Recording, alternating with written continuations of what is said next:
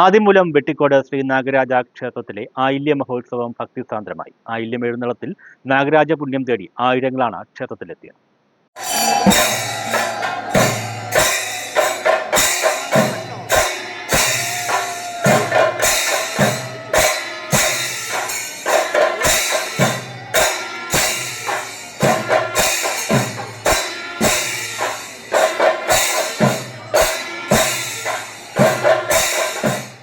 വെട്ടിക്കോട് നാഗരാജ ക്ഷേത്രത്തിലെ ആയില്യം എഴുന്നള്ളത്ത് കണ്ടു തൊഴുത് ആയിരങ്ങൾ സായൂജ്യമടഞ്ഞു.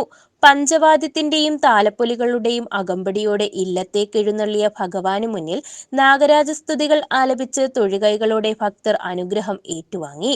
എഴുന്നള്ളത്ത് കണ്ടുതൊഴാൻ രാവിലെ മുതൽ ഒട്ടേറെ ഭക്തർ ക്ഷേത്രത്തിലേക്ക് എത്തിയിരുന്നു. സർവാലങ്കര വിഭൂഷിതനായ നാഗരാജാവിനെ വൈകിട്ട് 3 മണിയോടെ നാരായണൻ നമ്പൂതിരി, ശ്രീകുമാരൻ നമ്പൂതിരി, ശ്രീവത്സലൻ നമ്പൂതിരി എന്നിവരുടെ നേതൃത്വത്തിൽ വാദ്യമേളങ്ങളോടെ നിലവറയിലേക്ക് എഴുന്നള്ളിച്ചു. നിലവറയിൽ 1 മണിക്കൂറോളം നടന്ന പൂജാതി കർമ്മങ്ങൾക്ക് ശേഷം പുള്ളുവരുടെ സ്തുതിഗീതങ്ങളോടും വെഞ്ചാമരം, ആലവട്ടം, മെഴുവട്ടക്കുടകൾ, പഞ്ചവാദ്യം, നാഗസ്വരം എന്നിവയുടെ അകമ്പടിയോടുകൂടി ക്ഷേത്രത്തിലേക്ക് ആനയിച്ചു.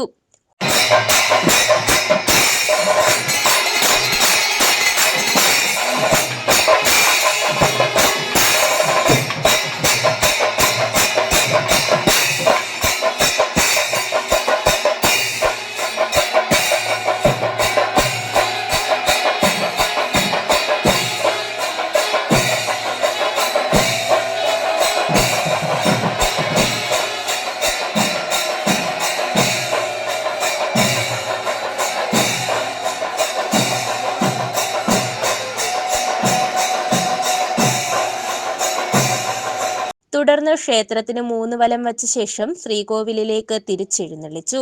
ഈ സമയവും ഒട്ടേറെ ഭക്തർ ശ്രീകോവിലിന് മുന്നിൽ നാഗരാജ അനുഗ്രഹം തേടാൻ കാത്തുനിന്നിരുന്നു. വൈകിട്ട് 7ഓടെ സർപ്പബലി നടന്നു.